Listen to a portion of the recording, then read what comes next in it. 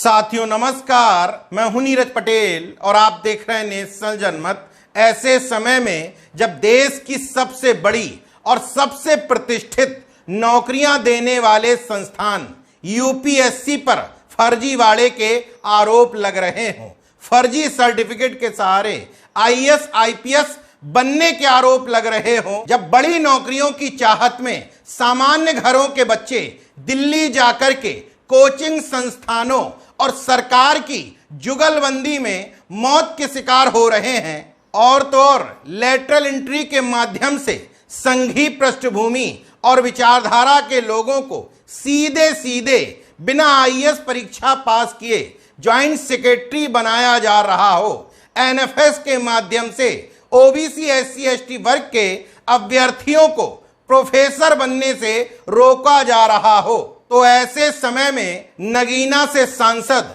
चंद्रशेखर आजाद ने एक नई बहस को जन्म दे दिया है। न सिर्फ बहस को जन्म दिया है, बल्कि लोकसभा सदस्य के तौर पर संसद में एक प्राइवेट बिल यानी कि निजी विधेयक पेश किया है, जिसमें डिमांड रखी गई है कि अनुसूचित जाति, अनुसूचित जनजाति और अन्य पिछड़े वर्ग के लोगों को अब निजी क्षेत्र में भी आरक्षण दिया जाए। एडवोकेट चंद्रशेखर आजाद महोदय, मैं प्रस्ताव करता कि निजी क्षेत्रों में अनुसूचित जातियों, अनुसूचित जनजाति व अन्य पिछड़े वर्गों के लिए आरक्षण तथा उसके संबंधित विषयों का उपबंध करने वाले विधेयक को पुरस्स्थापित करने की अनुमति दी जाए। प्रश्न ये कि विधेयक को पुरस्स्थापित करने की अनुमति प्रदान की जाए। जो सदस्य इसके पक्ष में हाँ कहें, जो सदस्य विरोध में ना कहें, मेरे विचार में निर्णय हाँ वालों के पक्ष में अनुमति प्रदान की जाती है। माननीय सदस्य अब विधेयक को पुरस्स्थापित करें। महोदय, मैं विधेयक पुरस्स्थापित करता हूं। इस बिल में ओबीसी एससी एसटी वर्ग के लोगों के लिए सरकारी बैंकों से कम ब्याज पर लोन की भी मांग की गई है।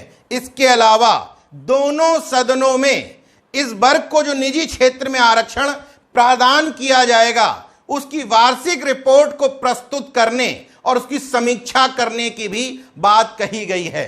ऐसे समय में जब निजीकरण के माध्यम से मोदी सरकार सरकारी नौकरियों को खत्म करती चली जा रही है, ऐसे में सांसद चंद्रशेखर आजाद ने मास्टर स्ट्रोक खेलते हुए निजी क्षेत्र में ही हिस्सेदारी मांग ली है। यह हिस्सेदारी मांगना कितना उचित है, इस पर हम चर्चा करेंगे, लेकिन पहले जरा उन विरोधियों की भी सुध ले लेते हैं जो कहते थे चंद्रशेखर की जमानत जब्त हो जाएगी। जब 1.5 लाख से ज्यादा से चुनाव जीत गए तो बोले अकेला चंद्रशेखर संसद में क्या कर लेगा। चंद्रशेखर के पास युवाओं की फौज तो है, लेकिन वैचारिक और बौद्धिक लोगों की कमी है। तो जिस चंद्रशेखर आजाद के पास तथाकथित रूप से वैचारिक और बौद्धिक लोगों की कमी है, उस एक अकेले चंद्रशेखर आजाद के संसद में दिए गए भाषणों को जरा गौर से सुनिए। बहुजनों से जुड़े हुए तमाम मुद्दों को उठाने के साथ ही अब प्राइवेट बिल ले आया गया है, जिसमें ओबीसी एससी एसटी वर्ग के लिए निजी क्षेत्र में भी हिस्सा मांगा गया है। सवाल ये उठता है, क्या ये मांग जायज है? नेशनल जनमत को लगता है बिल्कुल जायज है।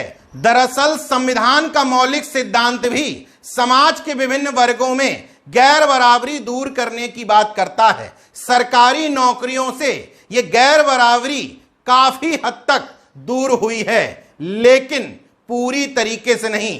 दूसरी बात, निजी क्षेत्र की जो बड़ी बड़ी कंपनियां हैं वो भी सरकारों पर ही डिपेंड हैं, सरकारों से ही औने पौने दाम पर जमीन लेती हैं। और जमीन होती किसकी है? सरकार किसानों से या गरीब तबकों से वो जमीन अधिग्रहित करके इनको कौड़ियों के भाव थमा देती है। ये तमाम कंपनियां अपने एस्टेब्लिशमेंट के लिए सरकारी बैंकों से ही लोन लेती हैं, सरकारों से दर्जनों प्रकार की सब्सिडी लेती हैं, और तो और सरकारी ठेकों पर ही डिपेंड हो करके ये अंबानी अडानी जैसी बड़ी कंपनियां इस्टेब्लिश होती हैं। सरकार की कृपा का मतलब जनता की गाढ़ी कमाई का पैसा लेकर के जब ये कंपनियां बड़ी बनती हैं तो इनको अपने यहां आरक्षण देने में, हिस्सेदारी देने में तकलीफ कहां है। अब एक और सवाल बनता है कि निजी क्षेत्र में आरक्षण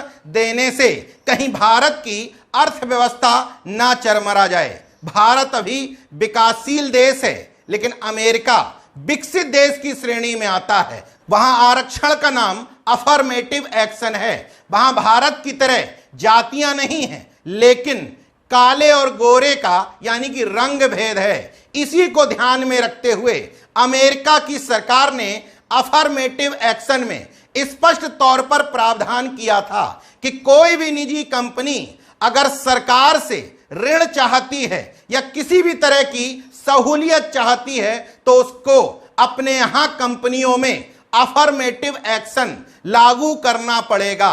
मतलब काले वर्ग के लोगों को नौकरियों में हिस्सेदारी देनी पड़ेगी। और अमेरिका की एक रिपोर्ट ही ये बताती है कि जब से वहां अफर्मेटिव एक्शन लागू हुआ है तब से अमेरिकन कंपनियां ज्यादा प्रॉफिट कमा रही हैं, वहां की अर्थव्यवस्था ज्यादा मजबूत हुई है। अमेरिका की तमाम कंपनियों में आप उठा करके देखेंगे तो वहां का वंचित तबका यानी कि काले वर्ग के लोग आपको बड़े बड़े पदों पर नजर आ जाएंगे। भारत में यही डिमांड की जा रही है तो तकलीफ कहां है। पहले से आपके पास अमेरिका का एक मॉडल मौजूद है जो स्पष्ट तौर पर कहता है कि किसी भी कंपनी या देश में जब डाइवर्सिटी होती है, विभिन्न वर्ग समुदाय के लोग आते हैं, तो उससे टैलेंट को भी मौका मिलता है और कंपनियों के रेवेन्यू में भी सुधार होता है।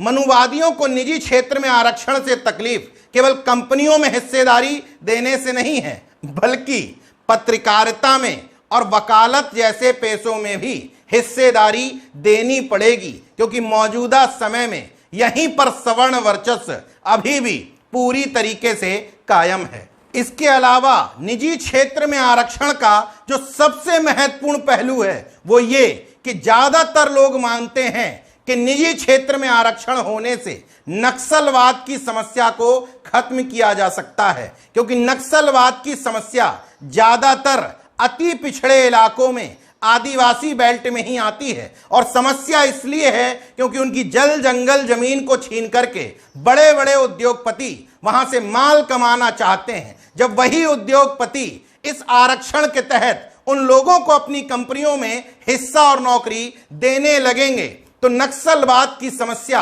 काफी हद तक खत्म हो सकती है। मगर अभी ये बिल केवल सदन में लाया गया है। ये कानून तब बन पाएगा जब सदन में बहुमत से पास किया जाए, जिसकी संभावना बेहद कम है। मगर ऐसे बिल उन तमाम सत्ता पक्ष और विपक्ष के चेहरे से नकाब हटा देंगे जो दलित पिछड़ों की बात करते हैं। अगर वास्तव में सत्ता पक्ष और विपक्ष के लोग पिछड़े दलित और आदिवासियों के हिमायती हैं, आरक्षण खत्म होने पर चिंतित हैं, तो इस बिल का उनको समर्थन करना चाहिए। मगर अफसोस समर्थन नहीं मिलेगा।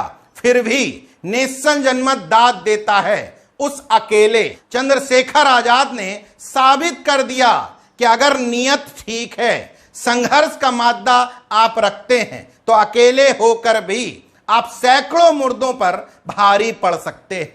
देखते रहिए नेशन जनमत, जागरूक और सजग बने रहिए। जय विज्ञान, जय संविधान, जय लोकतंत्र। धन्यवाद।